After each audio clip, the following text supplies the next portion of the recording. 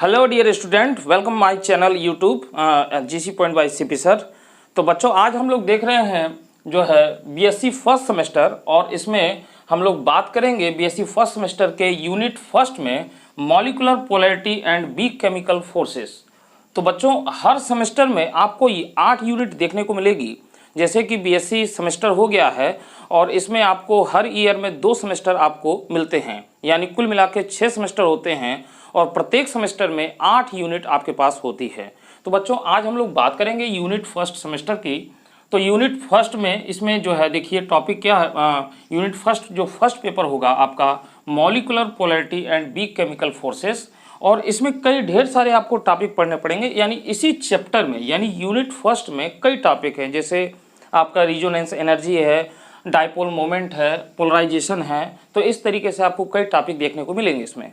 तो आज हम लोग पहले स्टार्ट करेंगे इस टॉपिक में polarising power and polarisability of ions. तो बच्चों, ये क्या होता है इसको डिटेल से हम लोग समझते हैं। देखिए, तो बच्चों, polarising power and polarisability of ions ये क्या है। देखिए, जब 2 अपोजिटली चार्ज एटम एक दूसरे के अप्रोच आते हैं, एक दूसरे के निकट आते हैं, तो उसमें जो केटायन होते हैं, केटायन के द्वारा नेगेटिव चार्ज यानी नेगेटिव एटम के इलेक्ट्रॉन क्लाउड को अपनी तरफ अट्रैक्ट कर ली जाते हैं। जैसे कहने का मतलब ये है कि अगर एक पॉजिटिव चार्ज है यानी केटायन हमारे पास है, और एक हमारे पास जो है एनायन है जो कि लार्ज एटम है, तो बच्चों इसमें क्या है, ये है आपका केटायन और ये है आपका एनायन, ये है आपका एनायन। तो उस समय बच्चों ये क्या है कि ये नॉर्मल साइज में है, ये नॉर्मल साइज में है। तो बच्चों ये काफ़ी लंबे समय तक, लॉन्ग टाइम तक नॉर्मल साइज में नहीं रहता। कुछ देर बाद क्या होता है कि इसके केटायन के अट्रैक्शन के कारण बच्चों ये जो आपका एनायन है इसका जो शेप है ये बदल जाता है और ये हो जाता है डिफॉर्म्ड एनायन हो जाता है बच्चों। यानी जो इसका शेप है, आकार है, वो आपका बदल जाता है, यानी विकृत हो जाता है, हम कह सकते हैं डिफॉर्म्ड हो जाता है। तो बच्चों, इसके जो पॉजिटिव चार्ज है इसके द्वारा इसके इलेक्ट्रॉन, इसके जो आउटर मोस्ट के इलेक्ट्रॉन हैं ये अट्रैक्ट किए जाते हैं, और अट्रैक्ट करने के कारण इसका जो शेप है जो स्फेरिकल ना हो करके ये क्या हो जाता है, डिफॉर्म्ड हो जाता है बच्चों। तो हम यूँ कहते हैं कि यह जो है इसकी पोलराइजिंग पावर अधिक है और ये पोलराइजेबिलिटी हो गया। यानी ये कहने का मतलब है कि ये इसको ध्रुवित कर दिया है और ये ध्रुवित इसके द्वारा हो गया है, यानी इसकी पोलराइजिंग पावर हुई और ये पोलराइजेबिलिटी हो गया। तो बच्चों यही आपको इसमें पढ़ना है। तो बच्चों इसके द्वारा बहुत से इसमें जो है प्रॉपर्टीज़ में जो है कि चेंजेस आ जाते हैं। क्या चेंजेस आ जाते हैं इनको हम लोग बारी बारी से देखेंगे। जैसे कि कुछ की बात करें कि इसके द्वारा जितना ज़्यादा पोलराइजेशन होता है उस पोलराइजेशन के कारण जो है आयनिक कंपाउंड में कोवैलेंट करैक्टर जो है वो प्रवेश करने लग जाता है, यानी कोवैलेंट करैक्टर आ जाता है। जैसे आप देख सकते हैं कि NaCl हमारे पास है और दूसरा कंपाउंड हमारे पास MgCl2 है। तो बच्चों यहाँ पर होता क्या है कि ये देखने में तो आपको दोनों ही जो है कि आयनिक बॉन्ड लगते हैं, यानी इलेक्ट्रोवैलेंट कंपाउंड हैं, परंतु अगर हम देखें तो इसका जो है आयनिक बॉन्ड यानी इलेक्ट्रोवैलेंट बॉन्ड है, तो जो इसका करैक्टर है वो इसकी तुलना में कुछ कम होता है, इसकी कंपैरिजन में कुछ कम होता है। यानी इसमें अगर हम बात करें, जैसे मान लें ये 100% है आयनिक है, तो ये 80% आयनिक है। इसका मतलब कि इसमें जो 20% है वो कोवैलेंट करैक्टर समा चुका है, कोवैलेंट करैक्टर, यानी इसमें कोवैलेंट जो है ये इसमें लक्षण आ चुका है प्रॉपर्टीज इसकी, जिसके कारण जो है कि इसके प्रॉपर्टीज में थोड़ा सा डिफरेंट भी आ जाता है। जैसे मेल्टिंग पॉइंट जो है, बॉइलिंग पॉइंट, इस सब में जो काफ़ी चेंजेस आ जाते हैं। तो यानी इसी टॉपिक को हमको पढ़ना है।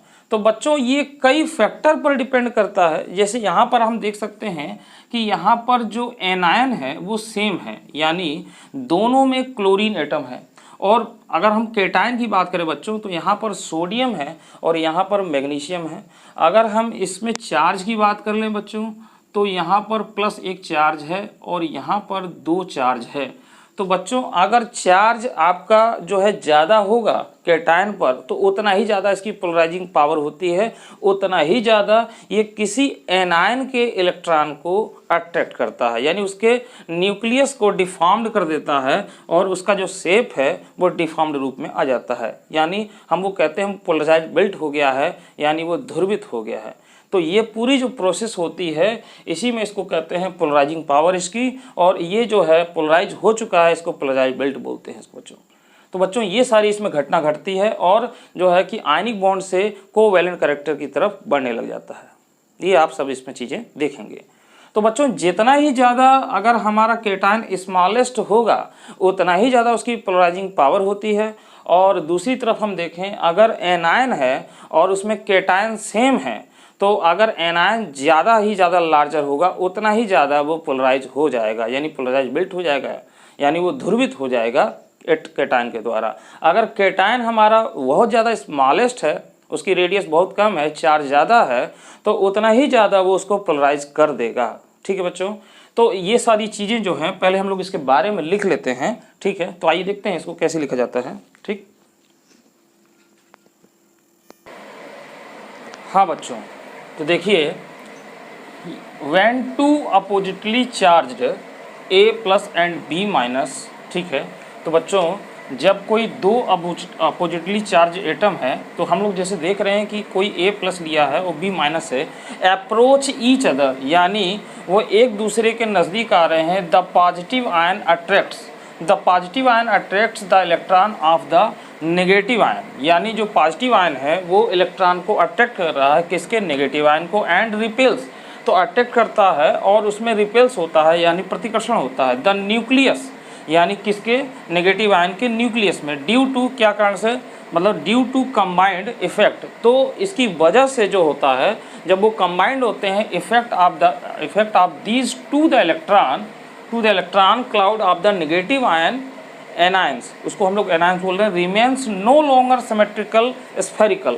तो जिसके कारण क्या होता है बच्चों को, जो आपका एनायन का ये जो क्लाउड होता है, यानी इसके न्यूक्लियस के चारों ओर का जिसमें इलेक्ट्रॉन डिस्ट्रीब्यूट हैं, तो ये एक लंबे समय तक क्या होता है, स्फेरिकल नहीं होता, ये कुछ समय बाद तक कुछ इस तरीके से डिफॉर्म हो जाता है, यानी इसका जो है ये आपका शेप जो है वो डिफॉर्म्ड हो जाता है।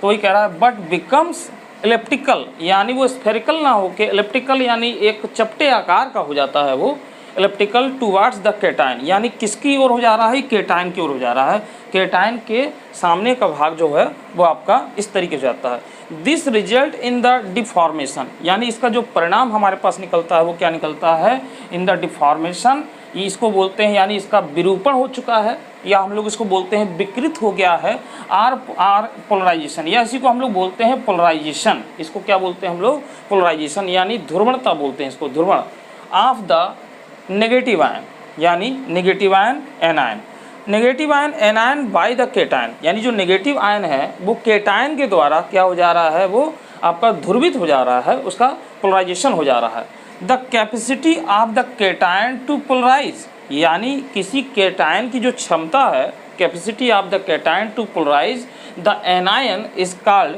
Polarising power. तो किसी कैटायन का किसी एनायन को मतलब जिस तरीके से ये ध्रुवित कर रहा है, पोलराइज कर रहा है, उसकी कैपेसिटी को हम लोग क्या कहेंगे, पोलराइजिंग पावर कहेंगे, यानी इसकी ध्रुवित करने की क्षमता कहेंगे, ध्रुवण क्षमता कहेंगे, polarising power of the cation. The anion has the property of polarisability, और जो एनायन है तो उसकी जो प्रॉपर्टी होगी वो क्या हो जाएगा, पोलराइजेबिलिटी हो जाएगी, यानी वो ध्रुवित हो जाएगा, और कैटायन क्या करेगा, उसको ध्रुवित कर देगा, पोलराइज कर देगा, ये पोलराइजेबल हो जाएगा।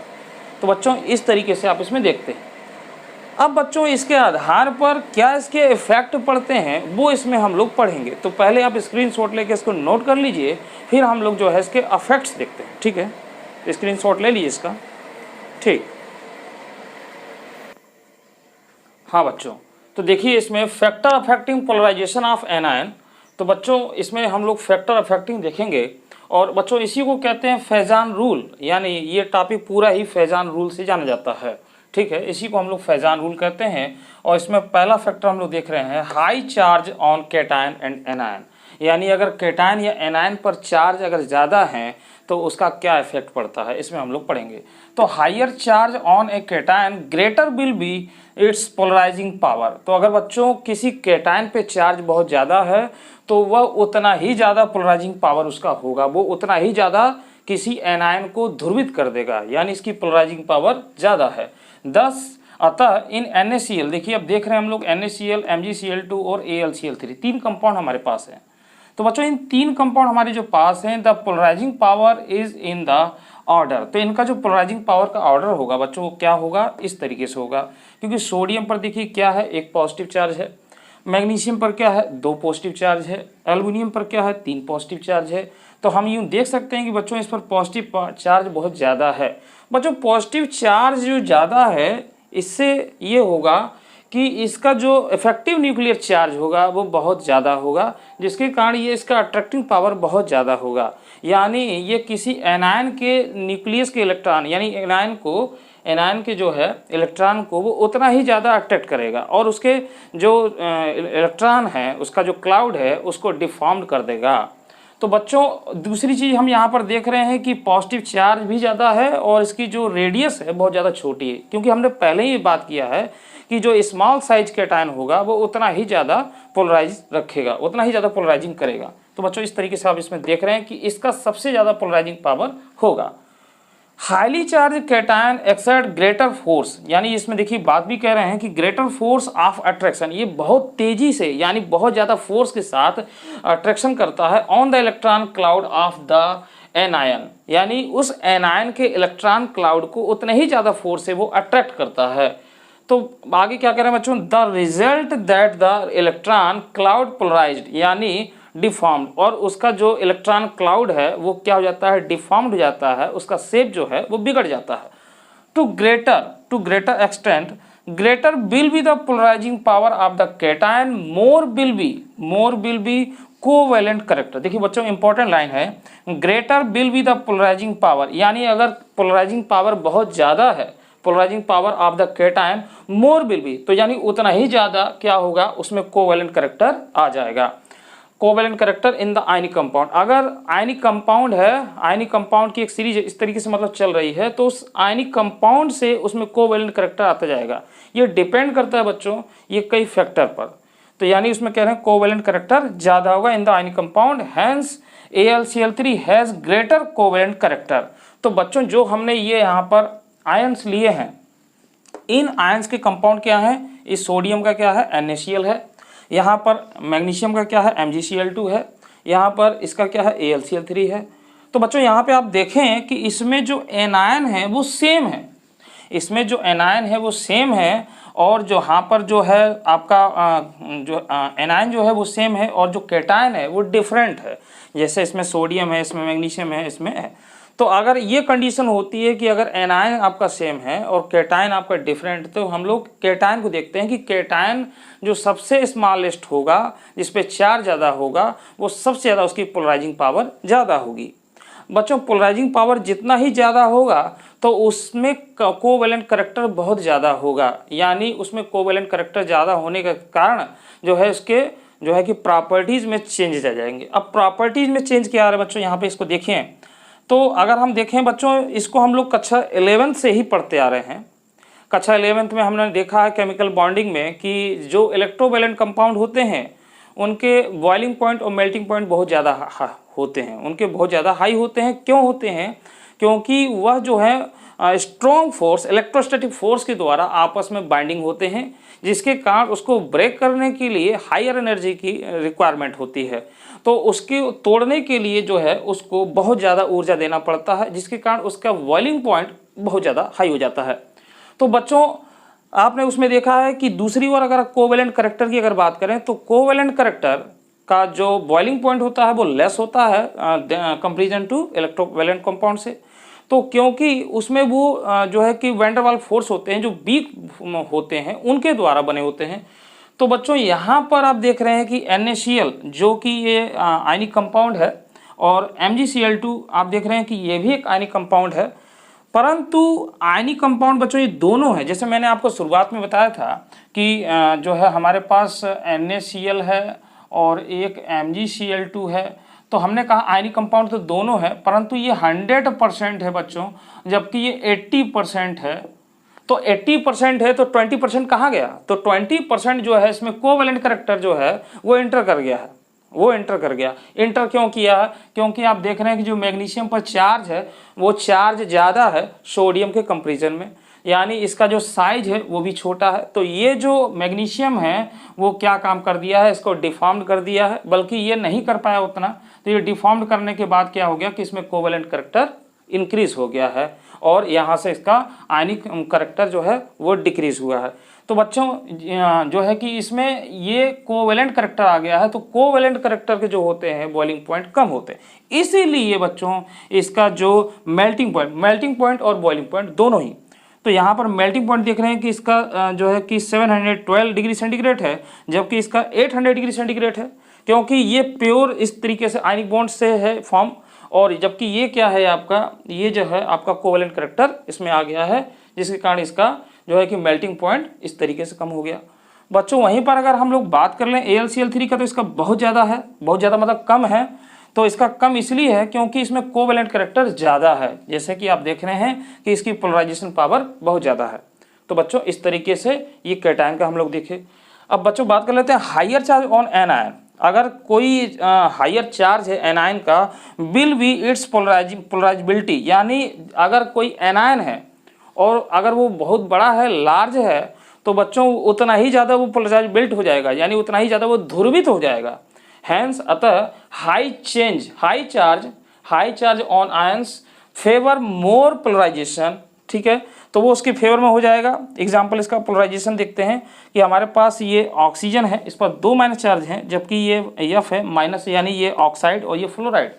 तो बच्चों ऑक्साइड के केस में यहाँ पर ये क्या हो जाएगा कि इसमें कोवेलेंट कैरेक्टर ज़्यादा हो जाएगा इसकी तुलना में, यानी इसमें आयनिक है तो इसमें कोवेलेंट कैरेक्टर ज़्यादा हो जाएगा, क्योंकि ये ज़्यादा ही ये तेज़ी से पोलराइज हो जाएगा, ये तेज़ी से पोलराइज हो जाएगा, जिसके कारण जो है इस पर चार्ज ज़्यादा है। और ये तो इस तरीके से बच्चों आपने इसका पहला फैक्टर देखा बच्चों कि इस तरीके से ये पहला फैक्टर इसका है। अब हम लोग बात कर लेते हैं दूसरे फैक्टर पर बच्चों, तो इसको आप स्क्रीनशॉट लेकर नोट कर लीजिए। तो हम लोग दूसरा फैक्टर देखते हैं।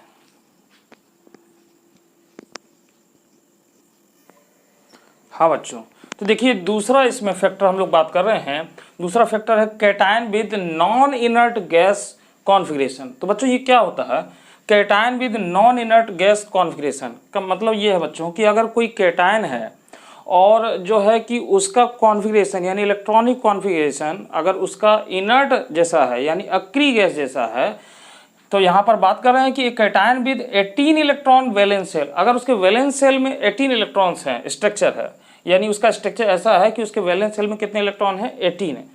Structure will polarise the anion more as compare to cation with 8 electron. तो बच्चों वो ज़्यादा ही पोलराइज हो जाएगा किसकी कंपैरिजन में, जिसके जो है कि वैलेंस शेल में 8 इलेक्ट्रॉन हैं, तो उसके तुलना में जो है वो ज़्यादा ही पोलराइज हो जाएगा, अर्थात उसकी पोलराइजिंग पावर ज़्यादा होगी, तो उसमें कोवेलेंट कैरेक्टर भी ज़्यादा हो जाएगा। जैसे कि बच्चों देखिए बात कर रहे हैं इसमें कि जो है इनर्ट गैस स्ट्रक्चर में 10 AgI यानी सिल्वर आयोडाइड इज कोवेलेंट, यानी सिल्वर जो आयोडाइड है बच्चों, जो AgI है ये कोवेलेंट कंपाउंड के रूप में होता है, बट NaI इज आयनिक, यानी सोडियम आयोडाइड जो है वो आयनिक होगा, और जो AgI है सिल्वर आयोडाइड वो क्या हो जाएगा आपका, वो आपका कोवेलेंट हो जाएगा। ये क्यों हो रहा है, क्योंकि हम देख रहे हैं कि जो सिल्वर आयन है इसके वैलेंसी शेल में कितने बच्चों, 18 इलेक्ट्रॉन है, जिसके कारण जो है कि यह आयन जो है कि इसको पोलराइज कर देगा आसानी से, इजीली पोलराइज कर देगा। जबकि यहाँ पर सोडियम में देखिए बच्चों क्या है कि यहाँ पर 8 इलेक्ट्रॉन है, तो इसीलिए ये जो है इसकी तुलना में क्या है कि कोवेलेंट कैरेक्टर होगा, क्योंकि ये ज़्यादा ही पोलराइज कर देगा आसानी से, बहुत ज़्यादा। तो इस तरीके से बच्चों ये हो जाएगा। तो ये आपका दूसरा पॉइंट हुआ कि cation with non inert gas configuration. बच्चों तीसरा इसमें हम लोग जो फैक्टर देख रहे हैं वो क्या है, साइज ऑफ एनायन, यानी एनायन का आकार।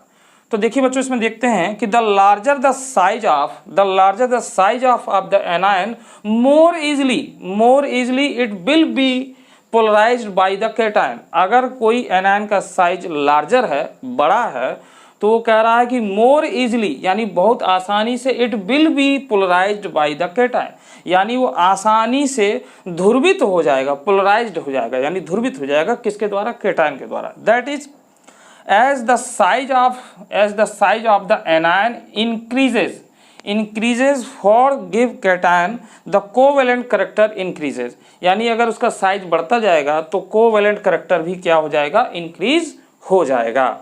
फिर आगे बच्चों देखिए यहाँ पर फॉर एग्जाम्पल में हम लोग बात करते हैं in the case of halide of calcium, यानी कैल्शियम के हेलाइड की हम बात कर रहे हैं यहाँ पर, तो the covalent character increases from fluoride से आयोडाइड तक, यानी कैल्शियम का बच्चों हम लोग बात कर रहे हैं हेलाइड, तो कैल्शियम फ्लोराइड से लेकर अगर हम लोग कैल्शियम आयोडाइड तक